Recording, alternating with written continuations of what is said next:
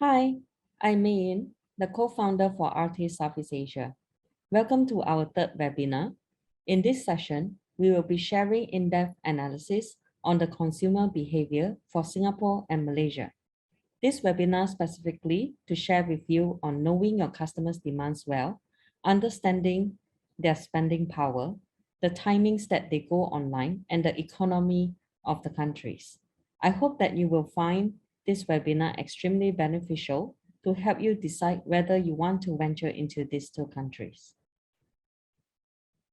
Let me start by giving you the holistic view on the world's economic competitiveness. APEC is highlighted in red, and Singapore is ranked number 1, leading the world right now, while Malaysia is at the top 30. This is based on multiple factors as provided on the right of the slide. Hereby, I shall share the population and economy review for both Singapore and Malaysia. Malaysia population is much larger than Singapore, which is at 32.25 million versus Singapore at 5.83 million only. Singapore, of course, they are very small, but powerful due to their economic competitiveness. Currency is really strong. Most APEC offices are based there, and foreign investors plus the APEC hub for few giant e-commerce and tech companies such as Shopee, Grab, C Group, Meta, and TikTok. Malaysia population is 5 times larger than Singapore.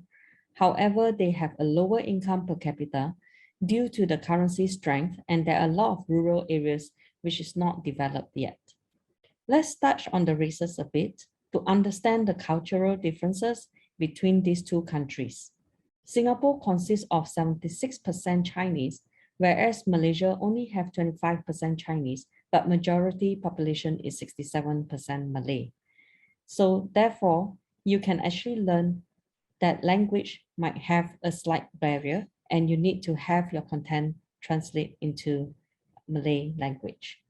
The age differences, Malaysia population is considerably young, and Singapore is struggling with aging population, as half of Singapore is also filled with expatriates or other nationalities.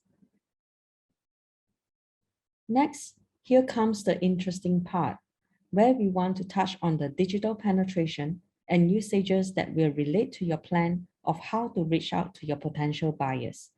Mobile usage is high, which is not surprising, especially now is the pandemic and everyone is using mobile app to track where you are going. The population using internet, social media, and e-commerce are ranging from 78% to 84%. This shows that it has now become a part of their daily life. The popular ones that they use are mostly Google, Meta, Instagram, TikTok, Lazada, Shopee, and Carousel. Hereby, we want to share with you the potential of e-commerce in Singapore and Malaysia. Both are growing at 30% plus minus, and it is expected that Malaysia total value of consumer doubled Singapore as their population is higher. As for the spend, yes, you can see that Singapore has a higher spending power. Again, I reiterate that Singapore currency is 3 times higher than Malaysia, plus their income capita is higher as well.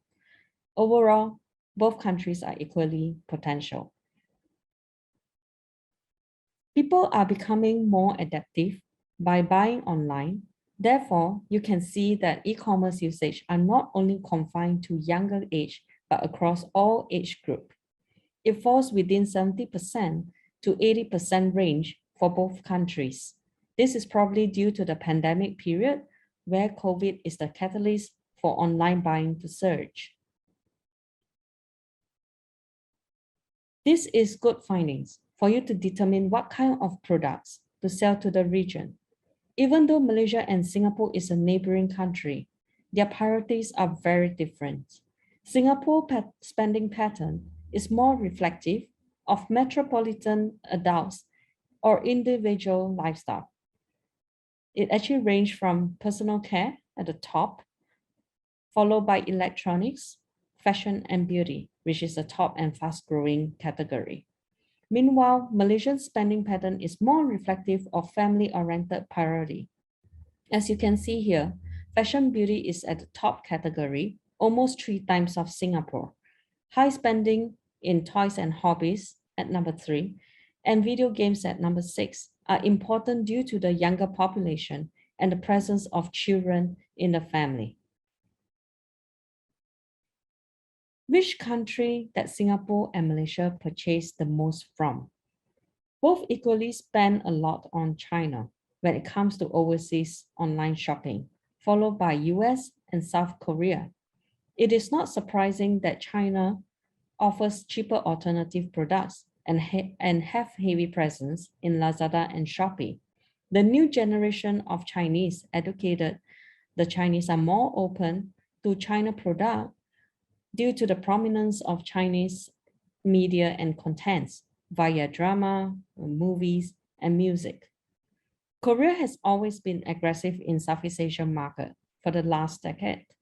Their presence are very strong now, and the popularity of Korean products is mainly influenced by the wildly popular Korean dramas, movies, bands, and K-pops.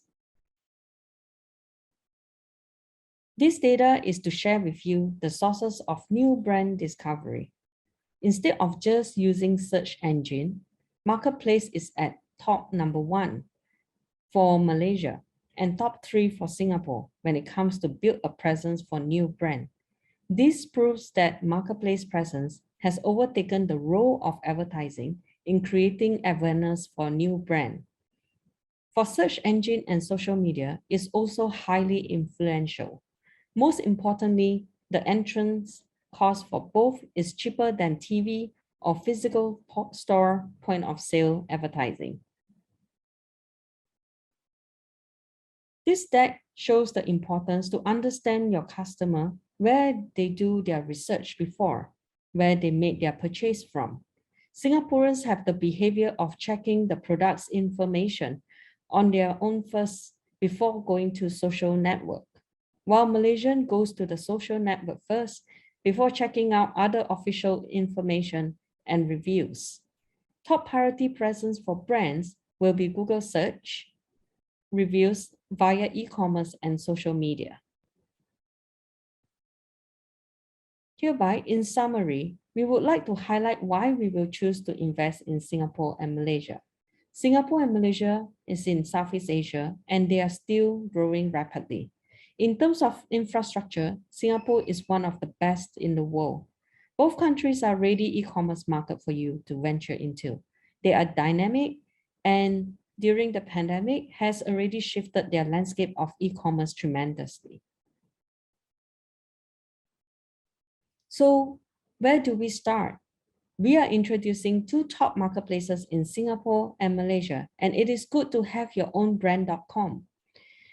The pros of going into marketplace is where you want to test out your products, whether it is in demand, as they already have a huge pool of buyers, and it is very easy to set up. However, you need to consider the sales commissions, promotions, and ad costs. As for owning your web store, it is good for low awareness brand, where consumer tends to check the legitimacy of the brand they aren't familiar with especially. Of course, another advantage will be saving costs when you don't need to pay commission to the marketplace, and your marketing effort will be invested in Facebook ads, Google ads, and it will drive traffic directly to your e-store. With what you can collect customer data and more ways to do in future, such as membership tiers and discounts. Finally, it is vital for you to recognize the consumer differences between Malaysia and Singapore.